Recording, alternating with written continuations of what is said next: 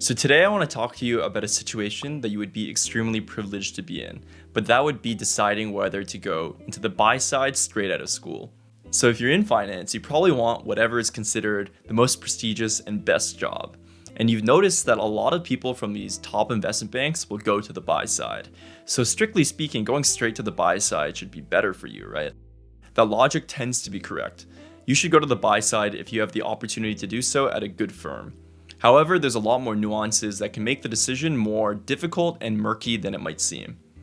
So let's talk about the typical buy-side path. The most common path is to go out from school into either investment banking or consulting. You can also get here through related fields like financial advisory or accounting, but the vast majority of people tend to be in investment banking or consulting. For private equity, recruiting kicks off within 3 or 4 months, and these recent graduates are going to have to decide which firms they go to. Now, the alternate path, if you're lucky enough to go to a top target or a finance-focused school, is that you can go straight to a private equity firm or a hedge fund right out of college. I think some firms are having difficulty with how chaotic the recruiting process is. Blackstone, for example, which is one of the biggest private equity firms, put out an article where they were saying they were not going to participate in on-cycle recruiting as heavily, and they would focus more on on-campus recruiting. Now, honestly, I'm a little suspicious of whether this is going to be true or not because Blackstone in the past has been a big proponent of the on-cycle, often being one of the first firms to kick off. As well, given the economic climate and the focus on diversity, I think it's very convenient that Blackstone is saying they're going to focus more on campus, but I think we'll really see if that's true or not in the coming years.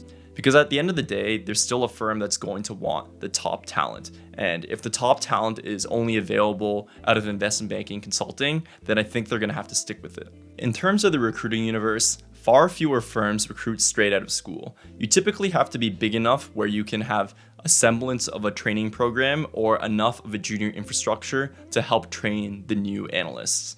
And when you're joining these firms straight out of school, you will be joining as an analyst. A lot of the times your salary is going to be on par with the elite boutiques investment banking or maybe slightly above. Some of the private equity firms that hire straight out of school include Silver Lake, Apollo, KKR, Blackstone. These are some of the most impressive private equity firms in the world, and it's no surprise why these college students would want to go as analysts there.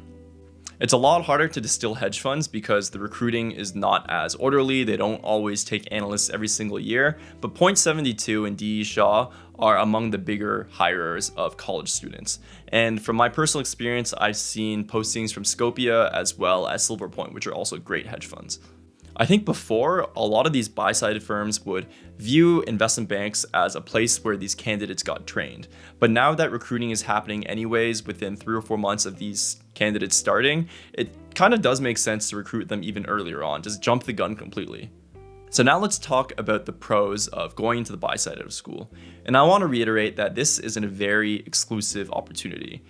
If I had to guess, there's probably between 50 and 75 analyst positions at these top firms. Contrast that to investment banking when maybe there's between 1,500 or 2,000 analysts in North America. I think the most obvious pro is that you're on a faster track to promotion. If you're joining as an analyst and you can handle the workload, that means you're learning how to LBO model at a much earlier age. You're getting great deal exposure right out of school. I think you tend to be on a fast track if you can join as an analyst and continue to prove yourself. Secondly, and I think a lot of people would consider this a pro, but maybe not everyone, is that you get to skip investment banking. Investment banking is a great starting job, but it can be pretty brutal. And after the first maybe year or so, things can start to feel a little redundant. After you've done the basic field of analysis, it can feel a lot more repetitive as you're working as an agent, you're dealing with more sell-side type analysis. Most of the top people that enter finance want to be an investor in the long run, so it does make sense that if you start investing even earlier, then you'll have spent more time cultivating that mindset. In terms of salary, a lot of these analysts at these top firms are going to make on par with the very top elite boutique investment banks, or maybe even slightly higher. So I think the biggest con about going straight to a private equity firm is that there's less training infrastructure. So if you don't have a good technical background, or if you're not familiar with the nuances and mechanics of finance, it can be kind of a difficult place to learn. There's fewer people to check your work, and there tends to be just a very intense culture in investing. So if you're kind of earlier on in the skill curve, it can be advantageous to going into banking when there's more people to check your work. That means an associate is always going to hold your hand and make sure that the work gets done over time. Secondly, I think you're going to miss out on broader recruiting opportunities. You're still going to get hit up by headhunters if you're at one of these top firms just because they're great firms, but I think comparatively, you'll have less of a choice element. Now, I don't think you'll have that much more of a choice because on-cycle recruiting is still really, really tough. But if you want to go to a specific firm or specific location, then you might have to wait because a lot of firms only recruit out of banking and consulting. I think from a headhunter perspective, it's also just easier to canvass all the investment banks. If you're at a top investment banking group, which is likely to be the alternative if you're not going to the buy side, then you're going to get hit up by a bunch of different headhunters and get access to a similar group of opportunities. Another big discrepancy is the size of the analyst classes. Most of these buy-side firms have relatively small classes, maybe 1 or 2 analysts per office. So if you think about building your professional network or just having a collegial culture, there's a bigger chance you're going to get that in investment banking. I consider myself to be pretty close with my investment banking class. There's just a certain element of being in the trenches together and the kind of humor and camaraderie that you get from doing banking. But I don't really talk to the people in my summer private equity class or at my private equity firm as much. Investment banks are just bigger, so there's a greater chance that you'll meet people that you can mesh with.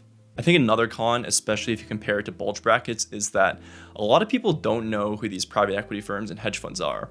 It's kind of their goal to operate in relative secrecy. Even if you work at KKR, most people have no idea what that is in the real world, while almost everyone will know what Goldman and JP Morgan are. So there's a little bit of that brand disadvantage that you might have if you want to switch industries. It's kind of like I've been saying before with bulge brackets versus elite boutiques. If you want to leave finance, you'll have a good advantage by having a very recognizable brand. Overall, I think if you're given the choice between a very top buy-side firm and a very top investment banking opportunity, it's almost always safer to go for the buy-side job. You're just on a faster, more exclusive path, which fewer people have gone on. And in the long run, I think your opportunities are going to be marginally better. Now, there are a couple of conditions to that. I think if you maybe want to leave finance or you don't feel that you're fully technically ready yet, then there's a lot of value into going to investment banking. I think investment banking just has a widespread platform. A lot of these brands are well understood, and it'll be easier for you to shift into different industries. One last thing I'll mention is that internships can be a little bit different. Going to a buy-side internship does pose some inherent risk because a lot of the times the return rates are lower, the attrition rate is higher, so it can be difficult to convert into a full-time opportunity. And if it's a bad recruiting year or if the economy is uncertain in the future, then a lot of these investment banks might not have any full-time spots. So it can be kind of risky going from a buy-side summer to potentially a much worse investment banking opportunity. I still think it's the right move to go to a buy-side firm in that scenario, but it does increase the risk associated by a little bit. The last thing I'll say is I think recruiting is super personal. You shouldn't let people tell you what to do just because it adheres to their particular tier list. If you have strong conviction towards something, or if you feel that you really gel with the people or that particular opportunity, then you shouldn't be afraid to take it. Things change pretty quickly in finance, and what's considered a really good opportunity now might not be considered that in 4 or 5 years. So it's okay to act with your gut and make a decision that feels comfortable to you.